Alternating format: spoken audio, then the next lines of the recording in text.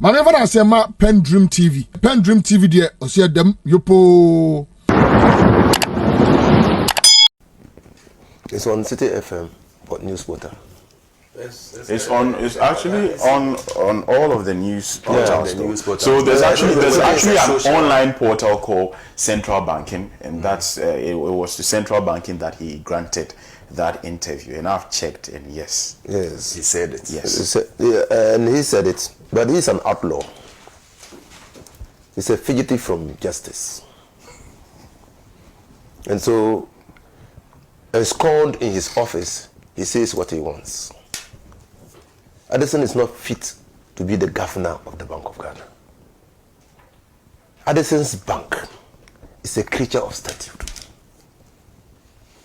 The statute prescribes thresholds and benchmarks for dealing with government.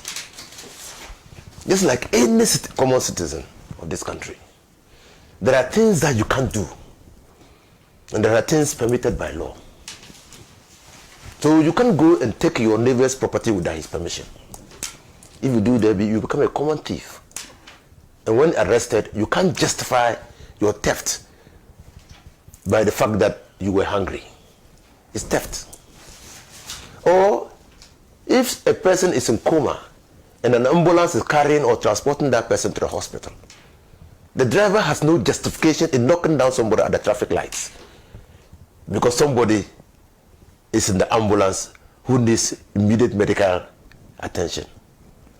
A country governed by the rule of law is a country that believes in certainty and predictability, and particularly public officers, and more importantly, a citizen of the country who has worked at the international level.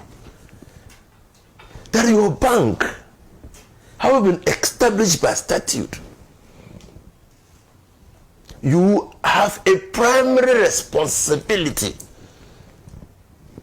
to obey the statute. Fidelity to the law is so important that you cannot, by any stretch of imagination, flout the laws of impunity. And I have said, and I was at the demonstrations. I was at the demonstration yesterday, on the 3rd, from the beginning to the end. And I have seen consistent, deliberate effort to shift the focus of the demonstration from the flouting of the laws, Act 612, to DDF. No. The most egregious violation of the law is in the violation of Section 30 of the Act. And any responsible, useful citizen of this country must be livid that Ernest Addison can be speaking this way. He's just being stupid to the extreme. One,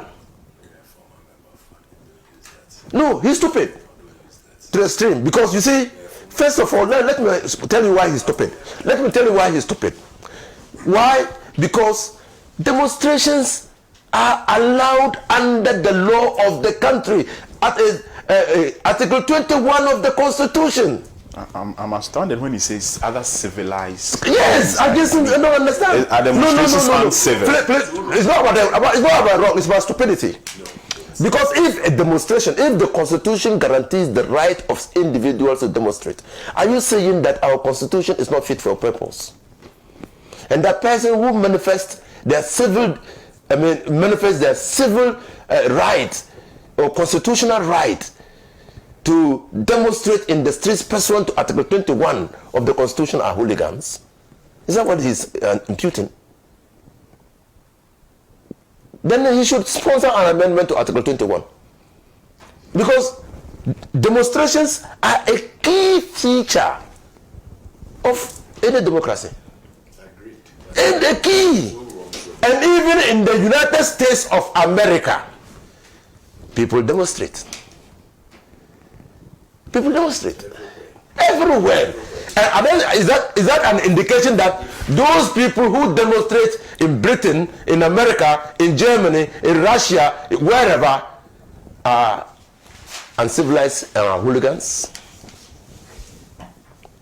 He should be answering to the question why the law in section 30 provides procedural limits or requirements for compliance with your dealings with government, and states categorically that even though you can lend to government, when it reaches 5% of your dealings with government, when your lending reaches 5%, you have a responsibility, section 32 of the act as amended, to inform the Minister of Finance and Parliament.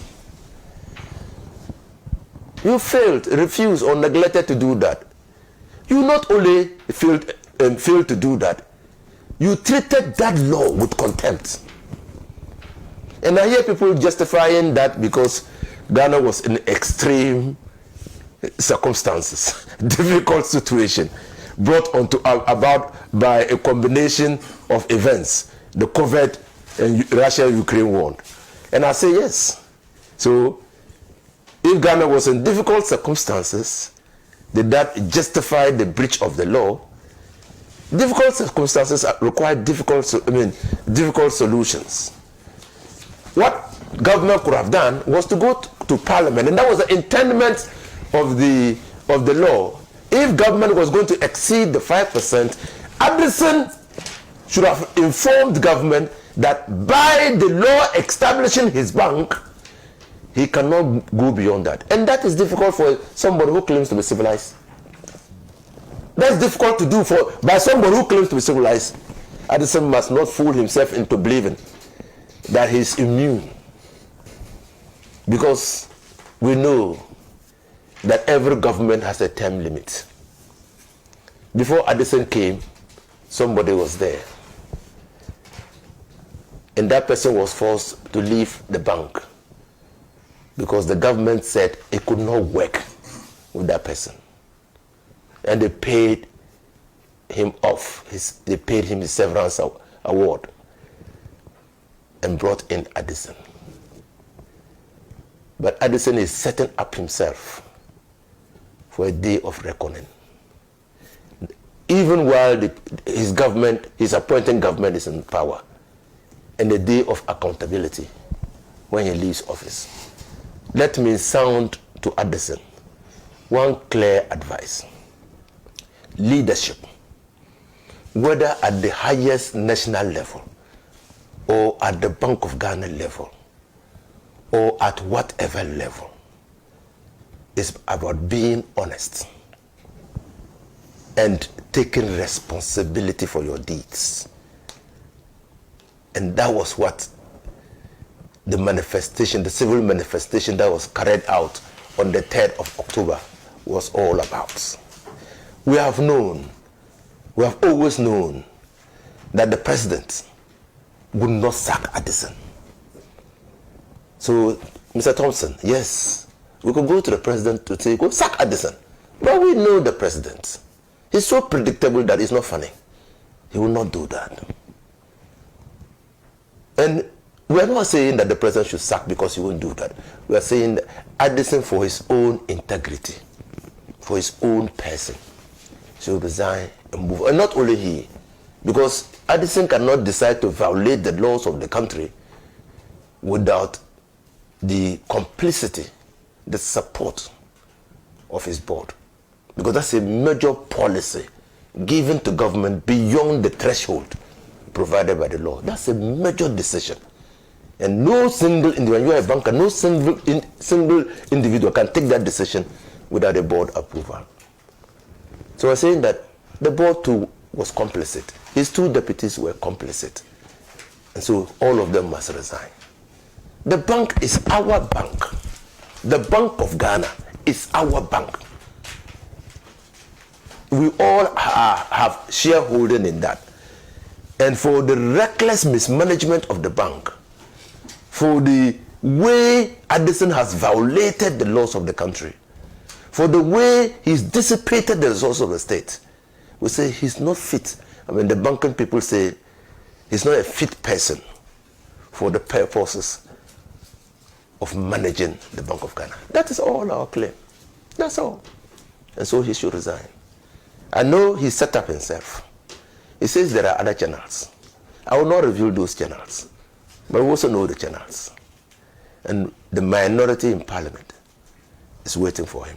PENDREAM TV now, so far so good. Say open online portal le Ghana. Nipa share, nipa follow, nipa comment here. To my best of knowledge, without any biases, PENDREAM TV. Manever I say ma PENDREAM TV. PENDREAM TV there, I see them yopo.